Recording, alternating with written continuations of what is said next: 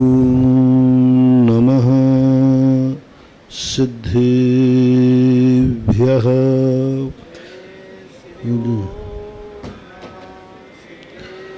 जय श्री ओम नमः सिद्धेभ्यः।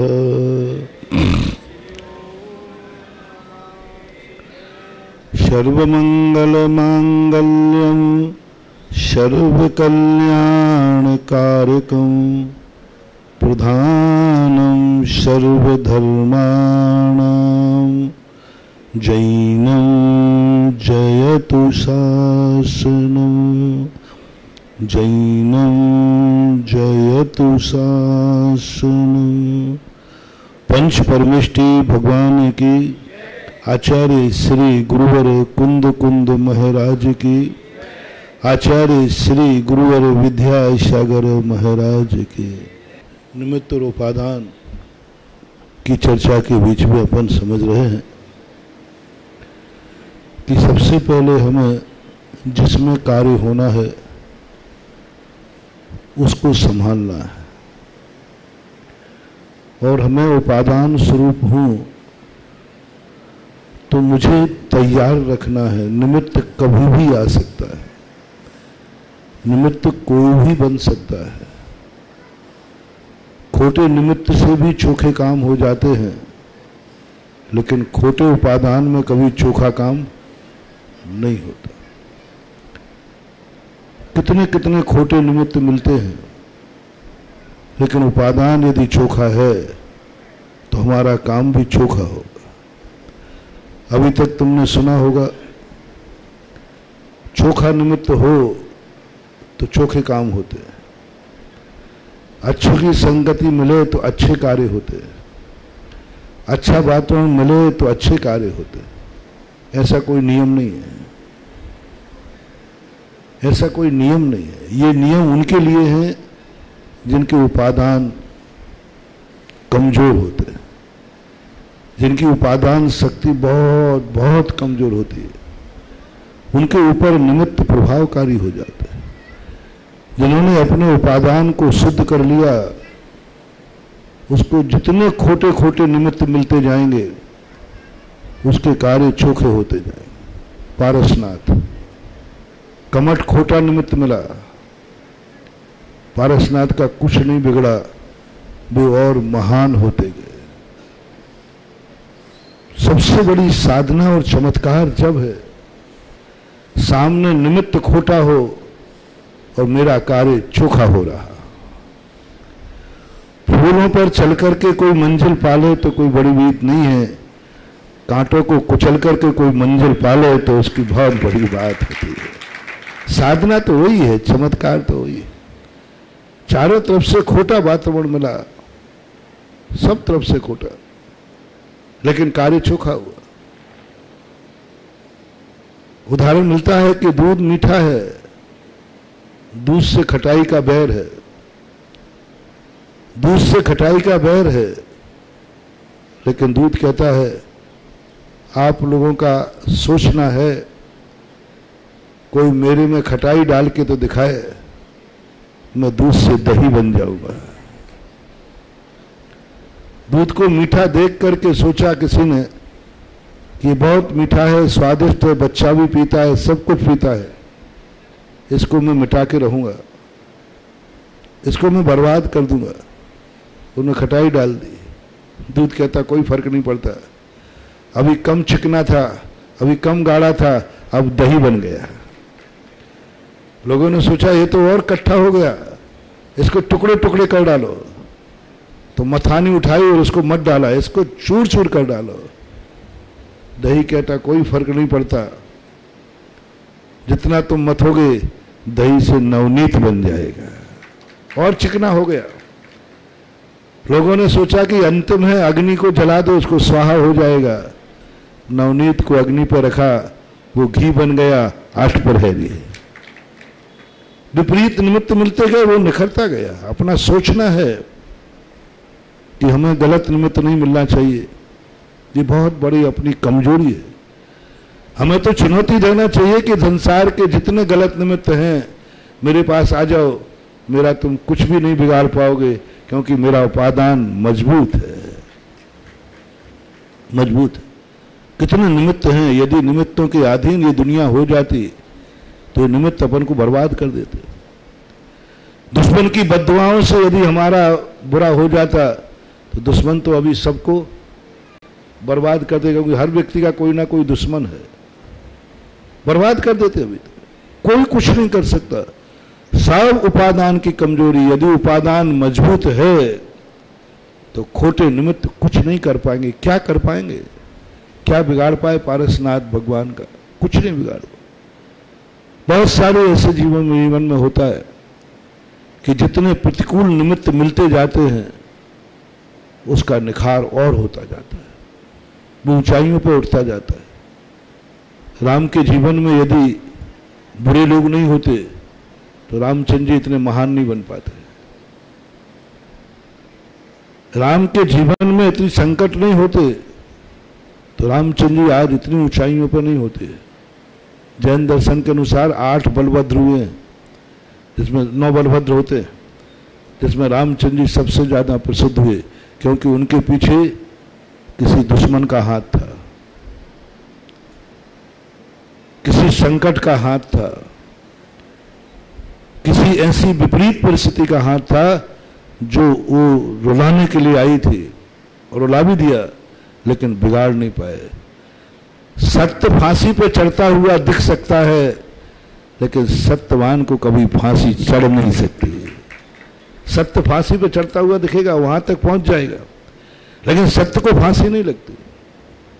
आपने देखा होगा जितने जितने महान लोग आए, सबके पीछे लोगों ने मिटाने का प्रयास किया, लेकिन वो मिटे नहीं और बनते गए, और बनते गए, और इतने बनते गए कि उनको तो सब विपरीत परिस्थितियां अनुकूल हो जाती है।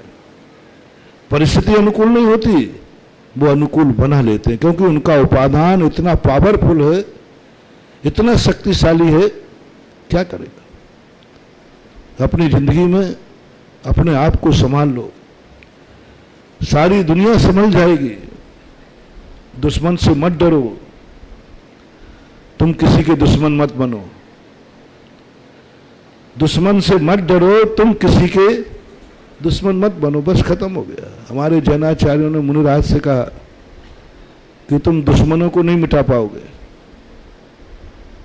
तुम्हारे दुश्मन बहुत रहेंगे, क्योंकि जो जितना महान होगा उतने ही लोग उसके दुश्मन होंगे। जो जितना अच्छा होगा उस पर बुरी दृष्टियां ज्यादा होंगी, क्योंकि चोर धनवान की तरफ ही दृष्टि करेगा, गरीब की तरफ नहीं। कोई चोर कहे, कोई धनवान कहे महाराज जी ऐसा कोई उपाय बताओ कि मेरी तरफ कोई चोर देखे भी नहीं, हो ही नहीं सकता। चोर धनवान को नहीं देगा तो क्या भिखारी को देखेगा? एक बार व्यक्ति ने कहा, बोले महाराज जी हमारे यहाँ जेब कट बहुत है और महोत्सव उसमें बहुत जेब कटेंगे, आपका पंचकर्णा के।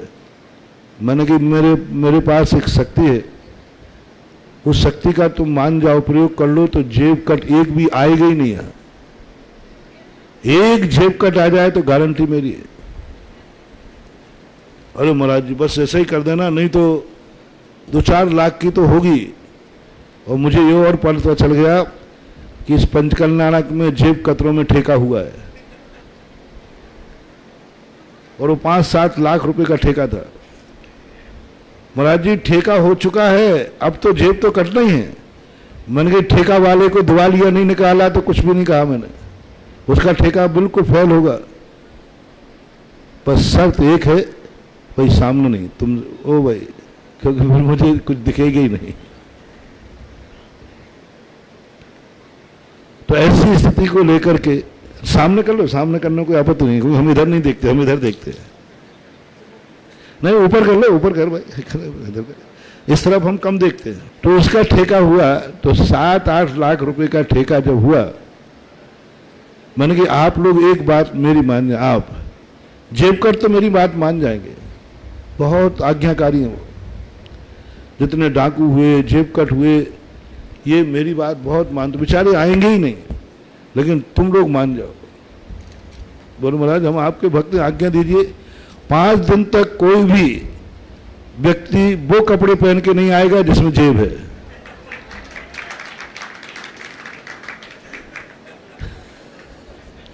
अब जेब कट यदि आ जाए तो मुझसे पूछ लेना। हमारे मंदिर की धोती दुपट्टा बताया है। अब जहां धोती दुपट्टा वाले वहां कोई जेब कट नहीं होता। हमारे महावीर स्वामी बहुत होशियार थे कि जहां हमारा, क्योंकि महावीर को मालूम था कि हमारे भक्त सब अमीर हैं, उनको मालूम था हमारे भक्त सब पैसे वाले हैं, और जहां पैसे वाले वहां जेब कट आएंगे। तो उन्होंने कहा बेटा मंदिर जब आओ धोती दुपट्टा पहन के आओ, जेब कट कभी पीछे पड़ेगा ही नहीं, क्योंकि धोती दुपट्टा में जेब होते ही नहीं। हम खुद जेब लेके चलते हैं, कहते हैं जेब कट मेरे पीछे नहीं आवे। हम कुछ संपदा लेके चलते हैं, कहते हैं चोर मेरे पास नहीं आवे। हम खुद अच्छे व्यक्ति बन के चलते हैं, कोई मेरे पर बुरी दृष्टि नहीं डाले। कैसे हो सकता? अच्छे लोग हों और बुरी दृष्टि ना डाले तो अच्छा का है। कोई व्यक्ति, कोई सुंदर वस्तु लगी हो और कोई ना देखे, कैसे संभव है? कोई सुंदर वस्तु बाजार में है, महिला पुरुष सुंदर जा रहे हैं और कोई ना देखे, ऐसा कैसे संभव है? वो तो देखेगा। अब सीता कहे कोई मुझे देखे नहीं, तो रावण कहता मैं तो देखूंगा। वो तो देखेगी। ये सब चीजें बिल्कुल कोई मतलब की नहीं रखती।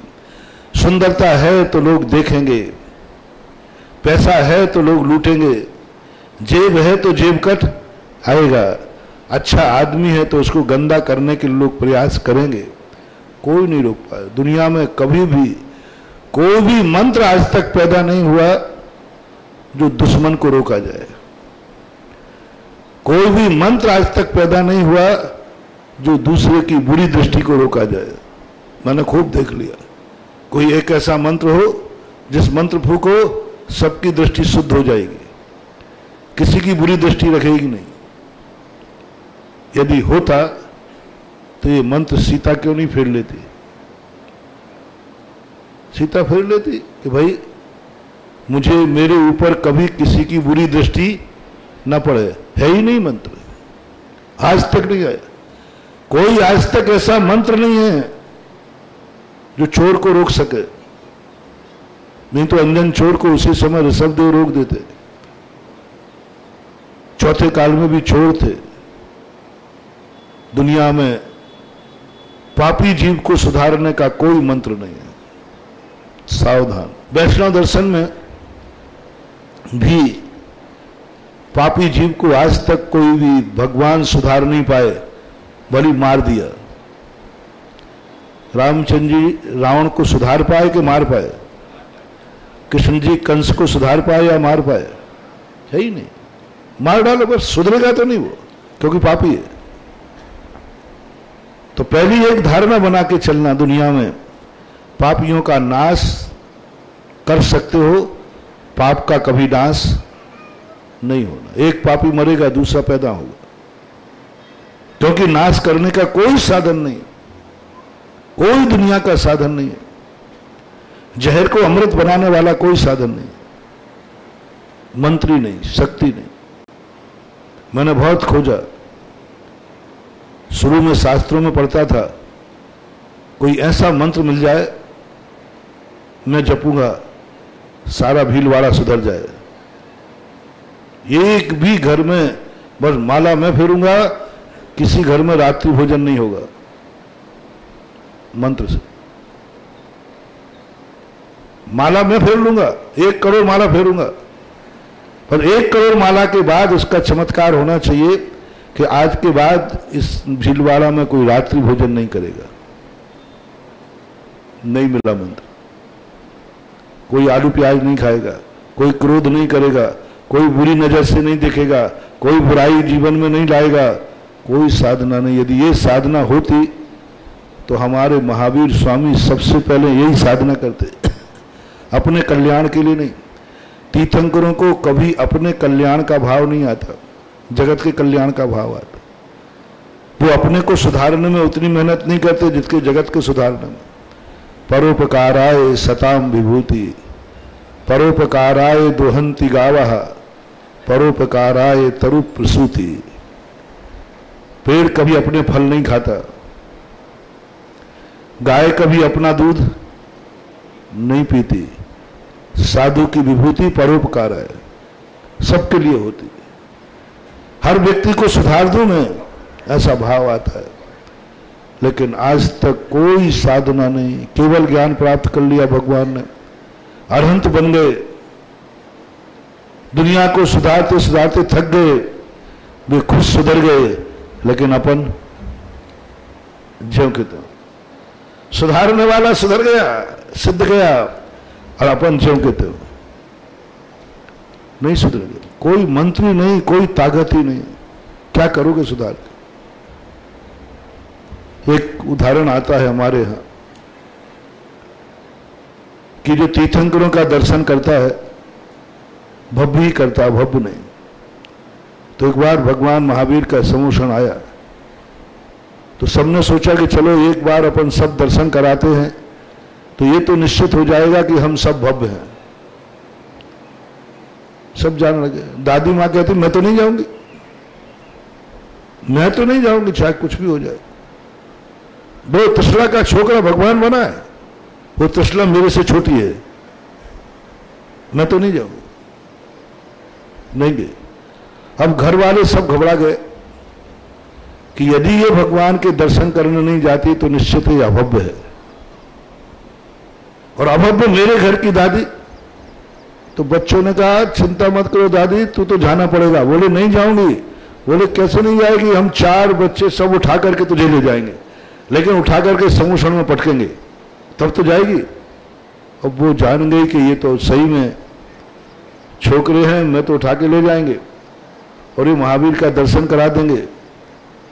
उसने तुरंत दोनों उंगलियां डाली, अपनी आंखें फोड़ ली, बोले अब करा दो दर्शन मुझे। यानी वो आंखें फोड़ना मंजूर किया, लेकिन भगवान का दर्शन करना मंजूर नहीं किया। क्या करोगे तुम, क्या कर लोगे तुम? कुछ नहीं कर सकते, क्योंकि उसका उपादान खोटा है, स्वयं खोटा है, वो कोई नहीं सुधार। इसलिए ऐसी कोई शक्तियों का प्रयोग मत करना, ना खोजना, समय बर्बाद मत करना। मैं कर चुका हूं बहुत बर्बाद। बुराइयों को इस संसार से नहीं रोका जा सकता, बुरे आदमियों को नहीं सुधारा जा सकता।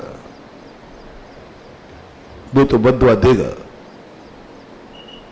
वो तो बद्दुआ देगा, वो तो तुम्हें बुरा देखेगा, बुरा सोचेगा, बुरा करेगा। बस धर्म के पास एक शक्ति है, एक मंत्र है, तुम्हें ऐसी शक्ति दे देगा कि वो बुरा करेगा लेकिन तुम्हारा बुरा नहीं होगा। कांटे तो मिलेंगे, कांटे को कभी फूल नहीं बनाया जा सकता, लेकिन तुम्हारे पैरों में इतनी मजबूती दे देंगे कि कांटे पर पैर पड़ेगा लेकिन वो कांटे में चुभेगा नहीं, पैर में चुभेगा नहीं। बहुत सब वो गालियां देगा, तुम्हारा कुछ नहीं बिगड़ेगा। वो बद्दुआ देगा, तुम्हारा कुछ नहीं फेंकेगा। वो नींबू मिर्ची फेंकेगा तुम्हारे ऊपर, वो तो फेंकेगा, लेकिन तुम्हारा कुछ नहीं बिगड़ेगा, कुछ नहीं बिगड़ेगा, वो तो करेगा। लेकिन तुम अपने आप में एक ऐसी साधना और तपस्या कर लो, फेंकने दो नींबू मिर्ची, एक छोटा सा काम करना। आप कहो महाराज जी नींबू मिर्ची फेंकने वालों को बंद कराओ, नहीं करा पाओ, कोई मंत्री नहीं है किसी। बस तुम एक नियम ले लो, घर के जितने पुरुष हैं वे सब एक जोड़ी धोती दुपट्टा भगवान के अभिषेक के लिए खरीदें और अभिषेक करके अपने घर में सुखाएं और कह दो नींबू फेंकने वाले से तेरी जो मर्जी आए सो कर। अब तुम मेरे से कहते महाराज जी वो मेरी दुकान पर मेरे घर में नींबू फेंक गया। अरे फेंक गया तो फेंक गया, वो तो उसका मर्जी, उसको रोकने का अधिकार ही नहीं। वो मेरा दुश्मन होके नहीं मान रहा, वो मानेगा मेरी, तुम मेरे भक्त होके नहीं मान रहे। एक कपड़ा धोती, तुम्हारे जितने भी कपड़े हैं उनमें एक कपड़ा मंदिर का खरीद लेना। 8 वर्ष का बालक होते ही मैं सदा कहता हूं, उनके आप बहुत सारे कपड़े खरीदते हैं, मेरा कहना मान जाना, उसका जितने भी 100, 200, 500 कपड़े तुम खरीदते हो, खरीदो, मैं उससे कोई नहीं, एक कपड़ा उसको 8 वर्ष के अंतर मुहूर्त होते ही, 8 वर्ष का उसका पूरा समय होते ही एक सम्यक्त लाभ नाम की क्रिया आई है। पूज्यवत जिनसेन स्वामी ने दी। सम्यक्त लाभ क्रिया का अर्थ है कि 8 वर्ष के बाद, 8 वर्ष के पहले वो शूद्र के कोटि में आता है, न मुनि नार आहार ले सकते हैं उससे, ना वो भगवान का अभिषेक कर सकता है, अयोग्य है। 8 वर्ष तक उसको लिए कुछ नहीं, वो स्वयं गंधोदक नहीं बना सकता, माता पिता बना के देंगे। 8 वर्ष जैसे पूरे हों उसके दूसरे दिन, यानी 8 पूरे होने के दूसरे दिन गाजी बाजी के साथ मंदिर जाओ, पूरे परिवार को इकट्ठा करो, समाज पूरी इकट्ठी हो मंदिर में। ऐसे ही नहीं है ये जैनी बनाना। आजकल तो जैनी क्या है, बपौती बन गई है, हमारे बाप जैनी तो हम जैनी नहीं। जैन कोई जाति नहीं है, जैन एक धर्म है, जैन जाति नहीं है। पंचम काल में इस युग में दुर्भाग्य है कि जैन धर्म जैन जाति का हो गया। जैन जाति नहीं है, जैन धर्म है, जो आचरण प्रधान धर्म है, जो लिया जाता था, जन्म से नहीं मिलता था जैनी। जन्म से कोई व्यक्ति जैनी होता ही नहीं है। इक्ष्वाकु हो जाओगे, पाटनी हो जाओगे, गंगवाल हो जाओगे, जो कुछ भी आप होगे, लेकिन जैनी नहीं हो सकते। जन्म से जैनी होता ही नहीं है। पूज्यवत जिनसेन स्वामी ने कहा 8 वर्ष होते ही पूरी समाज मंदिर में जाएगी। तुम लोग बिना परीक्षा के, बिना उसके जैनी को, वो जैनी आएगा, पूरे समाज आएगी, वो खुद अपने बच्चे को लेके आएगा, पंच बैठेंगे मंदिर में, सम्यक्त लाभ क्रिया होगी, माता पिता खड़े होंगे, पंच लोग उनके सामने, भगवान के सामने माता पिता बेटे से कहेंगे ये मेरे देवता है, कुल देवता है, आराध्य देवता है, हमारे कुल में जो भी जन्म लेता है इनको देव मानता है, इन देव का स्वरूप ऐसा है, 18 दोषों से रहित है, अनंत चतुष्टय से सहित है, और ये मेरे स्वरूप है, ये देवता है मेरे। हम अच्छे और बुरे में सब इन्हीं को मानते हैं, हमारे कुल की ये परंपरा है। ये कुल देवता, अभी भगवान देवता नहीं, ये कुल देवता है, उन्हीं देवता को अनंत भगवान, कुल देवता अलग से नहीं होते। पूज्यवर यतिवत्सल महाराज ने तुलोय परिणति में स्पष्ट उल्लेख किया, जैनियों के कुल देवता अलग नहीं होते, कोई अलग से देवी हो, अलग से देवता हो, नहीं। अरहंत भगवान ही कुल देवता है और जिनवाणी ही इनकी कुल देवी है, माता है, और कोई नहीं। तो ये है हमारे गुरु महाराज निर्गंथ गुरु हैं, अस्त्र वस्त्र शस्त्र रहित है, सारा स्वरूप बता करके आज से तुम इनको देवता स्वीकार करो, निर्गंथ गुरु को गुरु स्वीकार करो, जिनवाणी को जिनवाणी मां स्वीकार करो। बुलवाते हैं पंच लोग, बोलो आज से मेरे देव मैं भजन करूंगा, अच्छा बुरा संकट मेरा देवता जिनेन्द्र देव होगा, मेरे गुरु निर्गंथ होंगे। ये पूरा बुलवा करके फिर समाज के वो परिवार के पिता उसको नियम देते हैं, हमारे कुल में जो जन्म लेता है उसे प्रतिदिन 60 कर्म करना, 60 आवश्यक करना पड़ते हैं। हमारे कुल में जन्म लेने वाले को रात्रि भोजन नहीं करेगा, अभक्त सेवन नहीं करेगा, 8 वर्ष अंतर मुहूर्त में सप्त विष्णु से मुक्त होगा, और प्रतिदिन भगवान का अभिषेक किए बिना भोजन नहीं मिलेगा, क्योंकि ये जैन कुल है। प्रतिदिन तुझे अभिषेक करना पड़ेगा, और गंधोदक लेकर के अपनी माँ को, पिता को, अपने जो भी हैं देना पड़ेगा, और अभिषेक पूजन करना पड़ेगा। वो स्वीकार करता है, तब माता पिता उसे एक धोती दुपट्टा भेंट करते हैं कि आज तक मैंने तुझे बहुत वेशभूषा पहनाई, आज भगवान के सामने, गुरु के सामने मैं तुझे ये धोती दुपट्टा भेंट करता हूं। या धोती दुपट्टा मात्र मंदिर में काम आएगा, अभिषेक पूजन के काम आएगा, और किसी काम में मत लेना। फिर समाज जब ये नियम ले लेता है तो समाज फिर खड़े होकर के उस बेटे का मंगल पढ़ते हैं कि तुझे जैन धर्म में, जैन समाज में स्वीकार किया जाता है, मिलाया जाता है। ऐसे नहीं मिला लिया जाता। आज कौन इस प्रकार की विधि से मिलाता है? और वहां लिखा जाता है कि इसने ये नियम स्वीकार किए इसलिए इस बालक को जैन कुल में मिलाया जाता है, और नहीं मानता है तो उसको हटा दिया जाता है, जैन जाति में नहीं मिलाया जाता। जैनी लोग ऐसे ही नहीं मिलाते।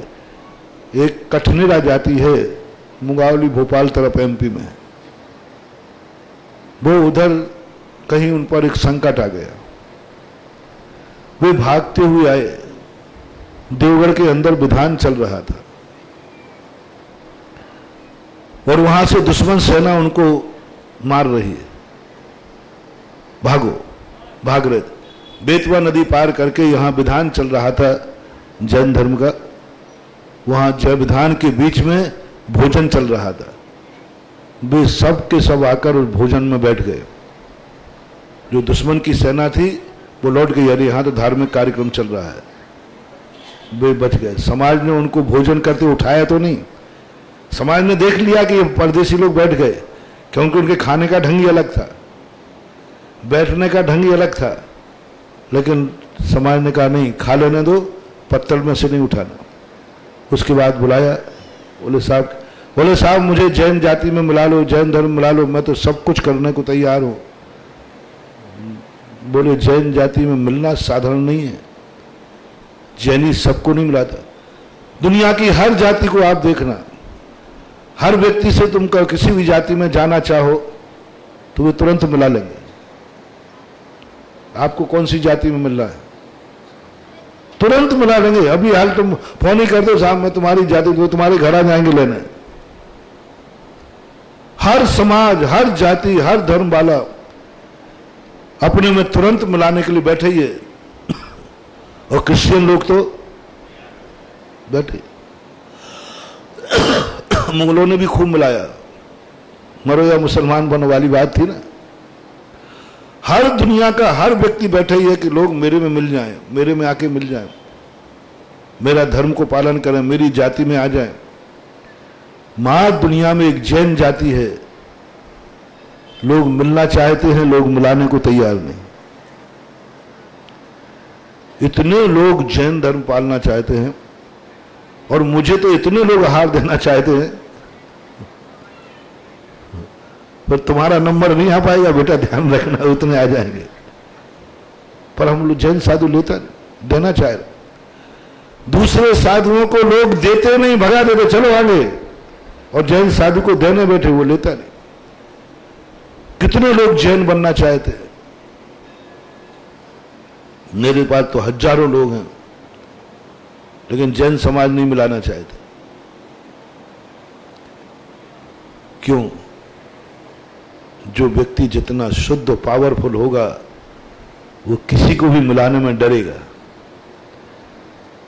उन्होंने कहा साहब मुझे तो ना जाने कौन कौन मिलाना चाह रहे थे, मैं कहीं नहीं मिला, और आपसे हम मिलाने की कह रहे हो। कहते नहीं, हमारी जाति में नहीं मिलोगे।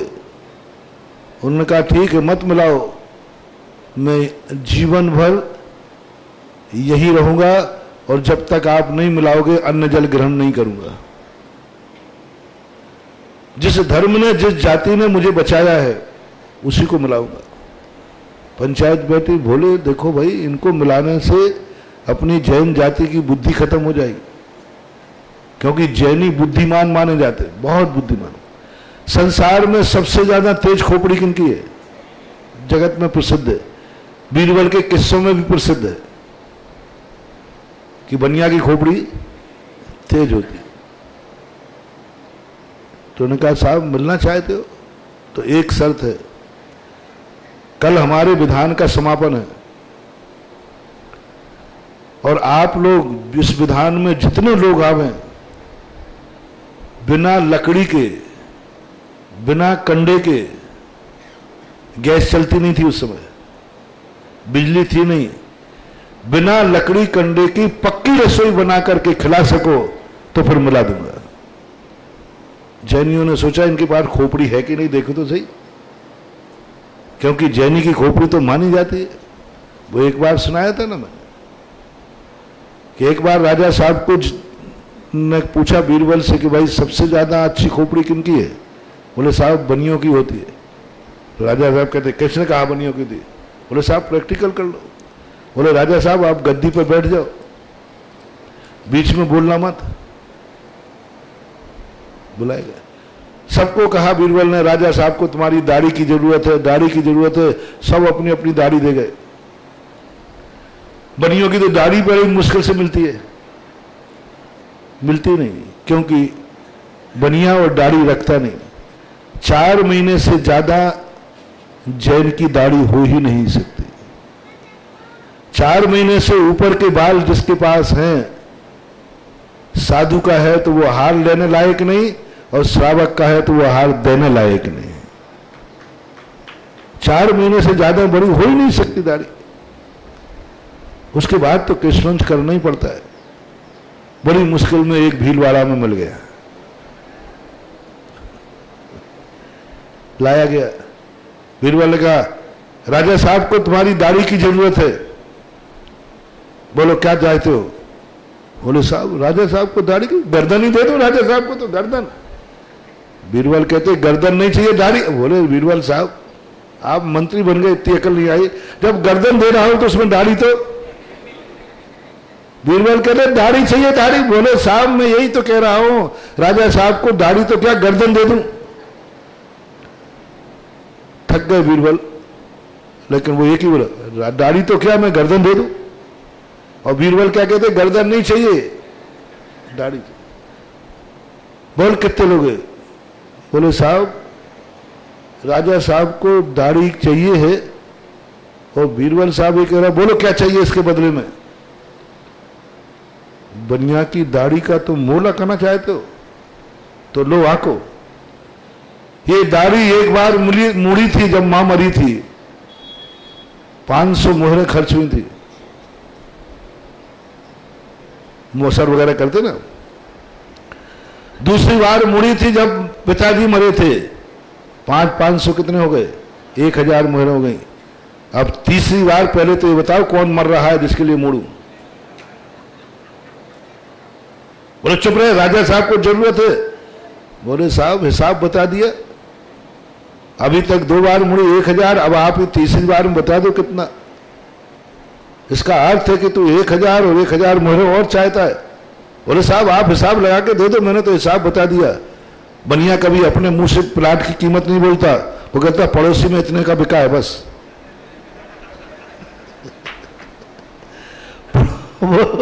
अपने प्लाट का मूल्य पड़ोसी का है तो इतना बता दिया।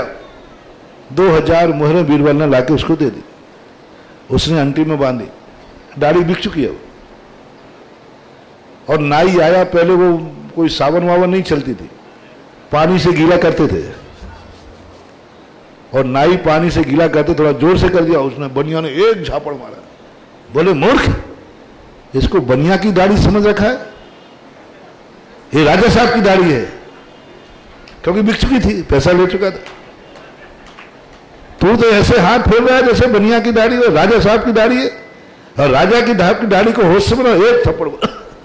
नाई ने छुरी मुरी सब फेंक दिए। राजा साहब आप मार डालो, इस बनिया की दाढ़ी तो नहीं बनाऊंगा। मार डाल, चाहे तुम जो करना हो करो। नहीं, राजा साहब कहते भैया बना तुम। बोले आप मेरी गर्दन काट दो, इसकी दाढ़ी तो नहीं बनाऊंगा। देखो इसने मुझे मार दिया।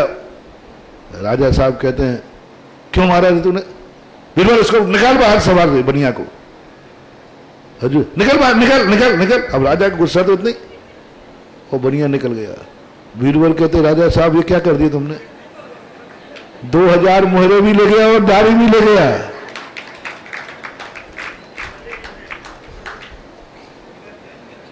उसने किया इसलिए था थप्पड़ मार। तो बनिया की बुद्धि तो कहानियों में प्रसिद्ध है। तुम मुझे बिना लकड़ी कंडे के रसोई बनाकर खिलाओ, यदि ये तुमने कर दिया तो जात में मिलाऊंगा, नहीं तो तुम यहां से चले जाना। आप लोग बताएं, गैस चूल्हा था नहीं, बिजली थी नहीं, 400 साल पुरानी घटना है, यथार्थ घटना है देवगढ़ की। कंडा भी नहीं, लकड़ी भी नहीं, और लकड़ी और कंडे के अलावा केवला भी नहीं, और रसोई वो भी कच्ची रसोई नहीं, पक्की रसोई बना के खिलाना है। कैसे खिलाओगे? और एक व्यक्ति को नहीं, उद्यापन का दिन है, लाखों लोग आना है, कैसे खिलाओगे? उन्होंने कहा जी मंजूर है। रात भर में उन्होंने अपनी सारी महिलाओं के जेवर उतार के दिए और घी के पीपे खरीद के लाए, और कपास कपास कपास कपास कपास को घी में डालें, नीचे भी घी और ऊपर भी घी, और सवेरे उद्यापन में सबको मिठाई बना के खिला दी। इतनी कठिनाई से जैन बने तो उनका नाम रखा कठनेरा। ये मैं बता रहा हूं, अपने कुल और जाति में उच्च जाति है तुम्हारी, उच्च कुल है तुम्हारा, हर व्यक्ति को नहीं मिलाना, अपने बेटे को भी कम मिलाना। वो मैं जिसमें उदाहरण दे रहा हूं, बेटा जन्म गया तो खुश हो गए, बाप बन गए तो खुश हो गए। बेटा तो सारी दुनिया के यहां जन्मते हैं, दुनिया बाप होती है, पशुओं के भी जन्मते हैं। 8 वर्ष के बाद निर्णय होता है कि ये जैन है कि नहीं। ये नियम पहले पालन करो। ये नियम यदि तुम स्वीकार करते हो तो ठीक है, ये धोती दुपट्टा तुम स्वीकार करते हो तो ठीक है। जब वो स्वीकार करता है तब लिखा जाता है आज जैनियों की एक संख्या बढ़ गई। ऐसी जो कठिन परीक्षा होती है। तो मैं कहना यह चाह रहा था कि आप 8 वर्ष अंतर मुहूर्त के बाद, आजकल लोगों ने मेरी बात मानना शुरू कर दिया है। ये तो मुझे पता नहीं क्यों इतना आनंद आता है कि मैं ऐसी कठिन कठिन बातें बोलता हूं शास्त्रों में से लाकर। मेरा मन भी कहता है क्यों बोल रहे हो, ये लोग नहीं मानेंगे। 21वीं सदी है, भौतिक युग है, नहीं मानेंगे। मत बोल करके अपना समय खराब करो, नहीं मानेंगे। लेकिन मेरी आत्मा कहती है एक बार आवाज तो लगाओ। मुझे पता नहीं क्यों, मुझे अपने ऊपर विश्वास नहीं है, मुझे अपने भक्तों पर विश्वास है कि यदि मैं आवाज लगाऊंगा कोई ना कोई सुनेगा जरूर। पता नहीं क्यों हमें इतना, सब लोग मना करते हैं, मेरा मन भी मना करता है क्यों बोलते हो, ये चीजें लोग नहीं मान पाएंगे। पर मुझे अपने भक्तों पर विश्वास है, आज भी है, आज भी है। दावे के साथ मैं कहता हूं, ऐसा आज तक नहीं हुआ कि मैंने कोई आवाज उठाई हो और किसी ना किसी ने उसको ना झेला हो, ऐसा हुआ ही नहीं। मेरी बात कभी धूल में नहीं मिली, आप लोगों को भी मालूम है। कठिन से कठिन क्षेत्र, जब सांगानेर से आया मैं नारेली, तो लोगों ने, जब मुनि सुब्रतनाथ भगवान आए ना, तो बड़ा कार्यक्रम रखा, 7 दिन का कार्यक्रम रखना था महामस्तकाभिषेक का। लोगों ने कहा महाराज जी कुछ नहीं होना, अभी सांगानेर में सब अभिषेक करके गए लाइन लगा करके। सबने मना किया कि कोई नहीं आएगा महाराज जी, यहाँ कोई नहीं आएगा, 1 आध दिन में लोग आ जाएंगे। और मुझे मेरे भक्तों पर विश्वास है। जैसे वो गाय चराने वाला ग्वाला होता ना, सब गायें बिखर जाती हैं, ग्वाला कहता है बिखरने दो, कोई पर नहीं, जाने दो। अरे एक गाय वहां चरने जा रही, एक गाय वहां चरने जा रही है, बोले कोई बात नहीं, चरने दो। उसको विश्वास है कि शाम को जैसे ही मैं आवाज लगाऊंगा सारी गायें क्या हो जाती, बोलो ना, सब गायें एक आवाज में इकट्ठी हो जाती। ऐसे ही हमें अपनी इन गायों पर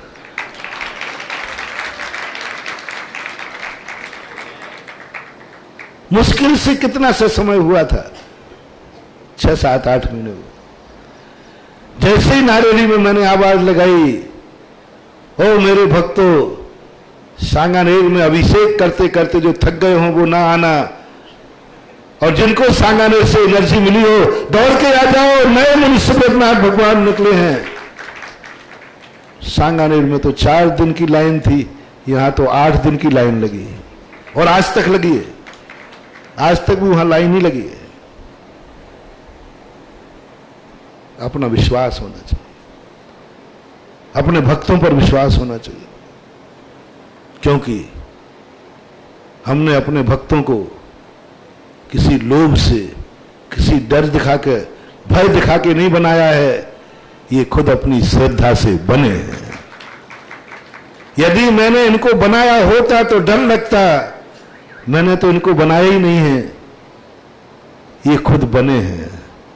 सच बोलना भीलवाड़ा वालों, मैंने तुम्हें भक्त बनाया है कि तुम खुद अपने आप भक्त बने हो? बोलो ना। मैंने तो कभी आज तक तुम्हारे पास किसी के पास फोन आया हो मेरी तरफ से कि मुझे आकर के श्रीफल चढ़ाओ, मुझे भक्त ले चलो, मैंने कभी आज तक किसी को नहीं बुलाया, बुलाऊंगा भी नहीं। क्यों?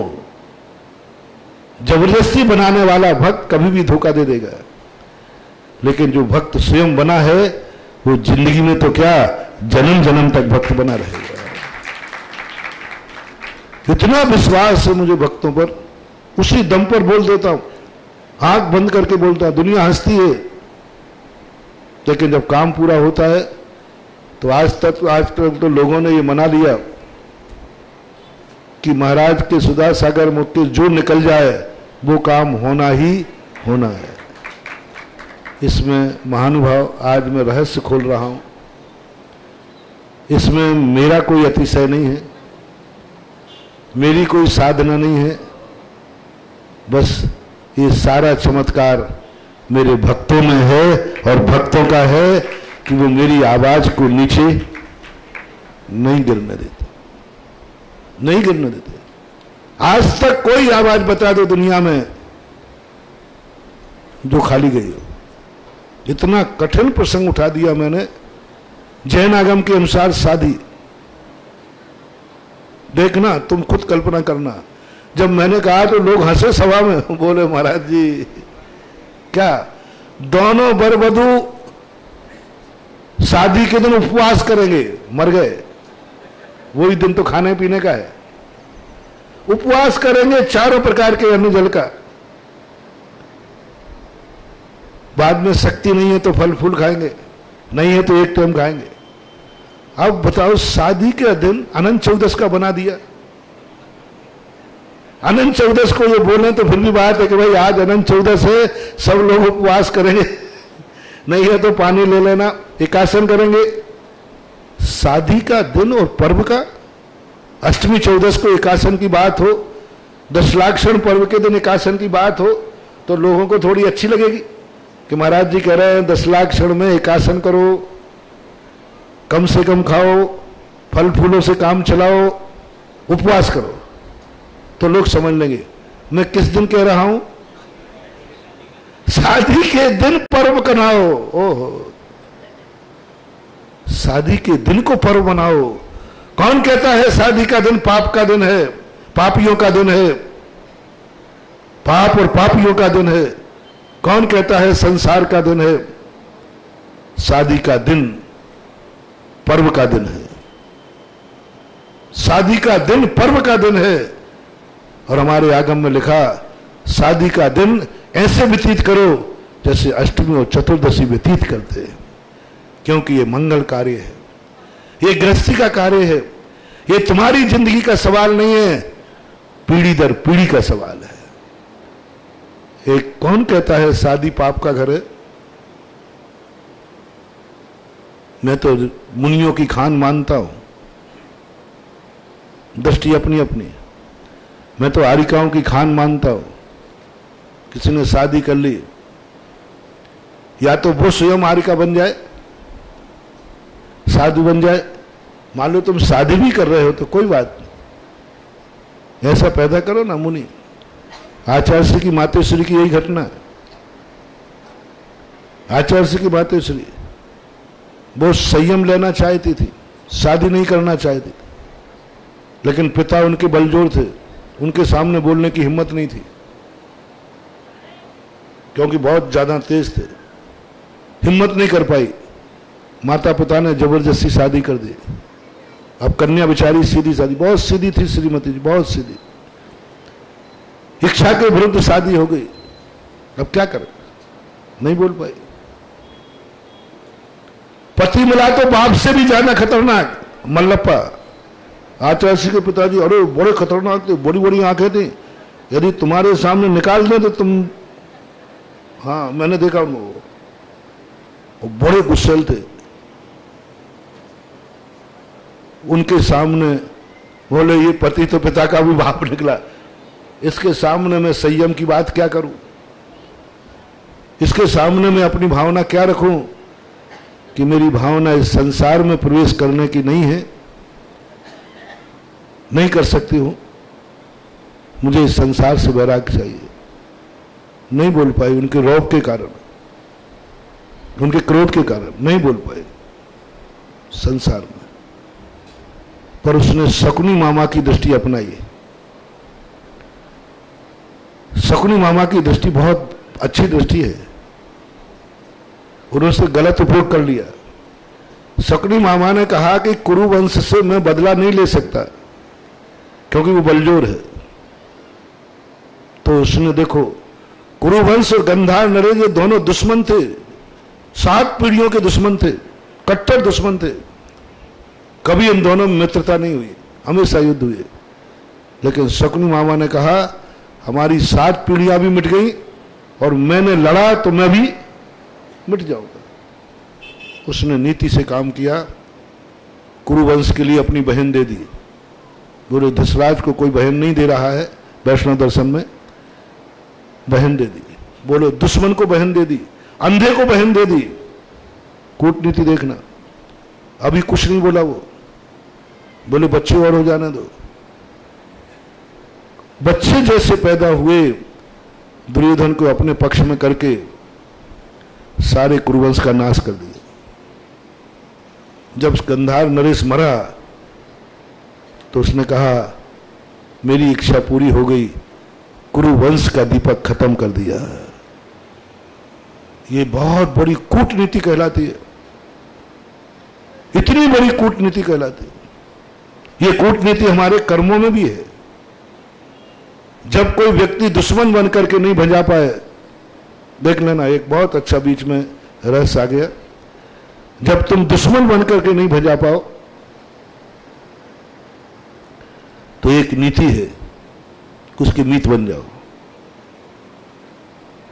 एक व्यक्ति मरने लगा, उसने कहा मेरे मरते पड़ोसी सुखी हो जाएगा। अब क्या करें, क्योंकि मैंने इसको कभी सुख की नींद सोने नहीं दिया और मेरे मरते इसको सुख हो जाएगा। तो उसने एक तपस्या की, साधना की, देवता प्रसन्न हुआ। बोले क्या चाहते हो, तुमने मंत्र की साधना की है। बोले मैं कुछ नहीं चाहता हूं, मैं अपने पड़ोसी की यहां मर के बेटा हूं। देवता कहता है पागल हो गया, तो जन्मजात दोषी, इनका तो दुश्मन है, तू बेटा क्यों होना चाहता है। बोले साहब आप मत पूछिए, आप तो वरदान दीजिए। बेटा होना चाहता है पड़ोसी। देवता बेचारा सज्जन, उसने सोचा शायद जिंदगी भर परेशान किया है, तो उस बेटा बन करके वो अपना क्षमा याचना। उसने कहा शर्त एक है, मेरे अलावा कोई दूसरा बेटा नहीं हो जब मैं अकेला हूं। देवता ने सोचा अकेला इसलिए होना चाहता है जिससे लाड़ प्यार। तीसरी शर्त और है, जवान होते ही मर जाऊं। देवता कहता है ये क्या मामला है। पहली बात तो पड़ोसी के यहां दुश्मन, दुश्मन के साथ में इकलौता, फिर कहता है जवान होके मर जाऊं। बोले रहस्य मत पूछो, मैं भीलवाड़ा का हूं।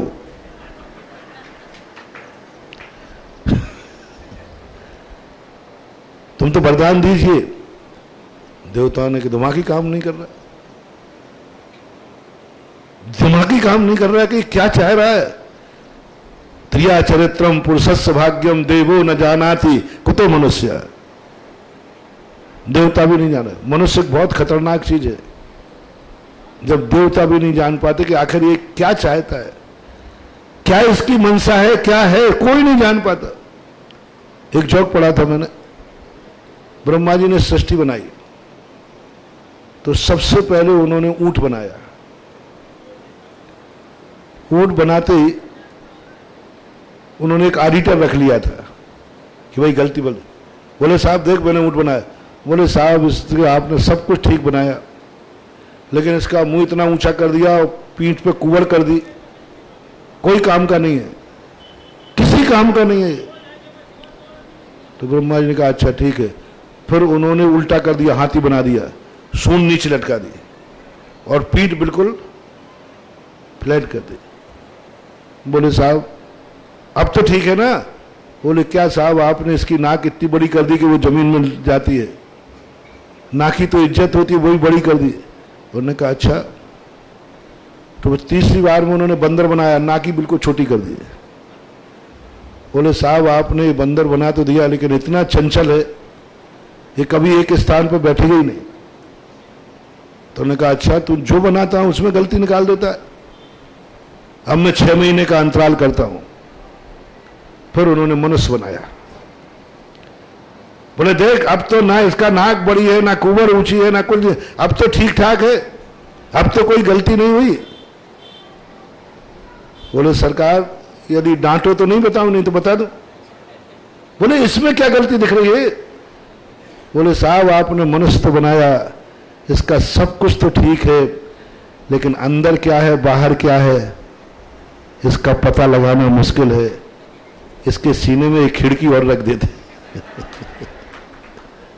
देवो न जानाति कुतो मनुष्य, मनुष्य को जानना बहुत कठिन हो जाता है, अंदर क्या है और बाहर क्या है। बाहर से कुछ और दिखता है और अंदर से कुछ और होता है। कैसे समझ पाओगे, क्या जानोगे। नहीं समझ पाया कोई व्यक्ति शकुनी मामा की चाल को, और उसने मांग लिया वरदान दे दिया। अब देवता निगरानी में, अकेला जन्म हुआ, जवानी में मर गया। एक बड़े आदमी के यहां अकेले बेटा हो और वो जवानी में मर जाए तो उस मां बाप की क्या हालत होगी। जल्दी बोलो। पहली बात तो बड़ी मुश्किल में बेटा हुआ, बड़ी मुश्किल में बेटा हुआ, और वो भी अकेला हुआ, और अपार संपदा, और जवान में मर गया। अब क्या स्थिति होगी। दोनों दंपति पागल हो गए, विक्षिप्त, कपड़े फाड़ दिए, मिट्टी खाने लगे, सड़क पर उतर आए, पागल हो गए। देवता ने उस जीव को पकड़ा। बोले भैया तू बता तो सही ये जवानी में क्यों मरा। बोले देवता हो गए, अभी तक अकल नहीं आई। मैंने जिंदगी भर कभी इसको रोड पे नहीं ला पाया, और बेटा बन करके देखो रोड पे मिट्टी उठा के खा रहा है, कपड़े फाड़ रहा है, इतना बड़ा सेठ होकर। ये मैंने बैर का बदला लिया है। बोले मैं जिंदगी में कुछ भी कर लेता, सेठ जी को रोड पे पागल नहीं बना सकता था। अब देखो रोड पे ला रहा है, नंगा घूम रहा है, कपड़े फाड़ दिए, पागल हो गया, विक्षिप्त हो गया, कोई संपत्ति का कोई पता नहीं, सब संपत्ति छिन्न भिन्न हो गई, क्योंकि दूसरी संतान थी नहीं, सब जायदाद लुट गई, मकान लुट गया, बर्बाद हो गया, दोनों पागल हो गए, विक्षिप्त हो गए। बोले मैं दुश्मन बनकर भी नहीं भजा सकता था। ये उदाहरण मैं आप लोगों को इसलिए सुना रहा हूं, जो जो व्यक्ति आपको दुख देवे, आपको जवानी में छोड़ के मर जाए, समझ लेना वो कोई मीत नहीं आया था, दुश्मन आया था जो तुम्हें दुख दे करके चला गया। रोया मत करो, दुश्मन सफल हो गया है। वो आया इसलिए था कि मैं पहले जन्म लूंगा और जवानी में मर जाऊंगा, तुम्हारी जिंदगी को कहीं का नहीं रहने दूंगा, कहीं का नहीं रहने दूंगा। अब कुछ नहीं कर सकते, विधवा और विधुर हो जाते। ये क्या है, एक दूसरे की जिंदगी खराब करके चले जाते। बैरी बन करके आए थे, आगम के अनुसार बोल रहा हूं, शास्त्रों में सैकड़ों घटना है। वो मर गया, अब तुम्हारी जिंदगी कहीं की नहीं रही, छोड़ के चला गया। जिंदगी में ऐसे कितने केस होते।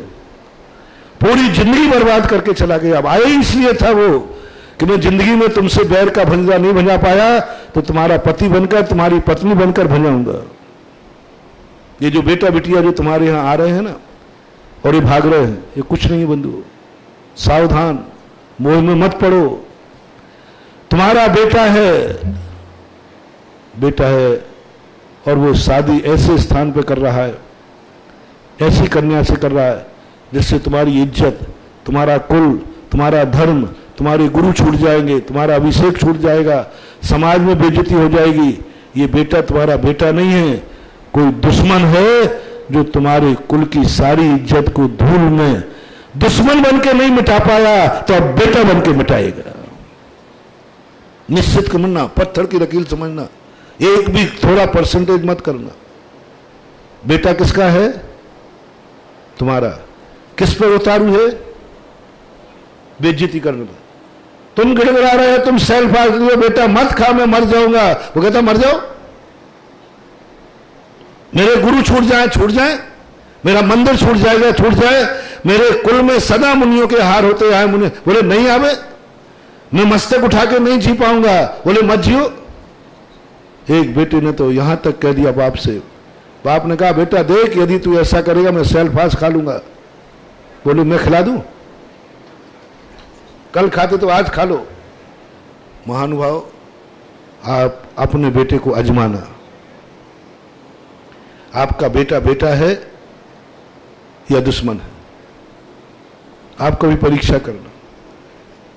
और बेटा यदि तुम्हें कह रहे तुम मरो सो मर जाओ, तुम्हारी इज्जत मिटे तो मिटे, मैं तो वही करूंगा, आज गुरु के वचन को डायरी में लिख लेना।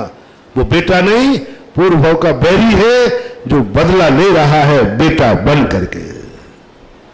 रोना मत, सावधान हो जाना, तुरंत कह देना ऐसे ही बिटिया तुम्हारे घर में जन्म लिया, वो ऐसे के साथ भाग रही है, ऐसे के साथ संबंध बना रही है जो तुम्हारी कुल मर्यादा के खिलाफ है। समझ लेना वो बिटिया नहीं है, पूर्व भाव की कोई बैरन है जो बदला लेने बेटी बन के आई है। सावधान मेरे भक्तों, सावधान, दुश्मन को सफल मत होने देना, दुश्मन को सफल मत होने देना। तुरंत कहना क्या कहा बेटा? हाँ मैं करूंगा, ठीक है, आज से तू मेरा बेटा नहीं, मैं तेरा पिता नहीं, मैं तुझ जैसे दुश्मन के कारण गुरु को नहीं छोड़ सकूंगा, भगवान को नहीं छोड़ सकूंगा। आज मुझे पता चला कि बेटा के भीष में तो दुश्मन है, मैं उस गुरु का चेला हूं जो बेटे में दुश्मन को खोज लेता हूं, बेटे में दुश्मन को खोज लेता हूं। मैंने खोज लिया कि तू मेरा बेटा बिटिया नहीं, पूर्व भाव की बैरन है, बैरी है जो मेरी इज्जत को मिटाने आया है, मिटाने आया है इज्जत को। जितने ये ऐसी प्रकार की शादियां हो रही हैं, मत घबराना, तुरंत छोड़ देना। बेटी है छोड़ देना उसको, जा तो तुझे जाना है। 25 साल का मेरा प्रेम 6 महीने के प्रेमी के कारण धूल में मिला दिया। मैंने एक बिटिया से ऐसे ही कहा, आते आते केस, मैंने कि भाई ये तुम्हारा जो आशिक है कितने दिन से है? बोले महाराज 6 महीने से चल रही है हमारी। मैंने कि मम्मी पापा ये तेरे से कितने दिन से प्यार कर रहे हैं?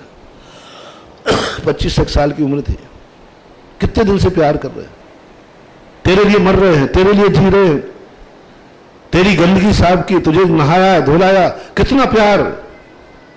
क्या इतना प्यार वो दे पाएगा?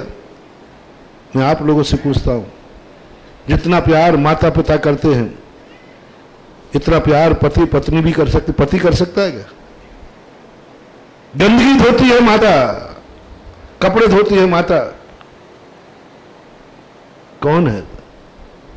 मैंने कि तू 6 महीने का प्रेम 25 साल के प्रेम को ठुकरा रहा है, ठुकरा रही है। ये 25 साल के प्रेमी है तेरे माता पिता, 25 साल से तुझे कलेजे का टुकड़ा मानते हैं माता पिता, तू ही इनके प्राण है। 6 महीने के प्रेम में 25 साल की बलि चढ़ा दी। सावधान, सारे जगत से कह रहा हूं, जो तुम्हारे 25 साल के प्रेम को, प्यार को 1 साल 6 महीने के प्रेमी में लुटा दे, वो तुम्हारा बेटा और बिटिया नहीं हो सकती, वो तुम्हारी बहन और भाई नहीं हो सकता, वो पूर्व भाव का बैरी है जो बदला लेने के लिए आया है। मैंने तो बता दिया, चेत जाओ, उसको सफल मत हो जाना, मुस्कुरा देना, बेटा पकड़े गए, बैरी है, चल निकल घर से, निकल घर से, तेरा मेरा कोई संबंध नहीं है। ये जरूर करना। हर बेटा बिटिया के माँ बाप से मेरा कहना है, उनको मत समझाना, वो नहीं समझेंगे। अब क्या समझेंगे, वो सेल्फ पास पे उतर आया, मेरे पास मत लाना, वो मेरी भी नहीं समझेंगे। मैं तो तुरंत मान लेता हूं कि बैरी है, कभी लाते हो मैं समझाता हूं। मैंने कहा भैया इसका धर्म छूट जाएगा, गुरु छूट जाएंगे माँ बाप, तो वो कहे छूट जाए, मैं समझ लेता हूं ये जैनी नहीं है, पूर्व का जैन धर्म का विरोधी, जैन धर्म को मिटाने के लिए जैन कुल में जन्म लिया है।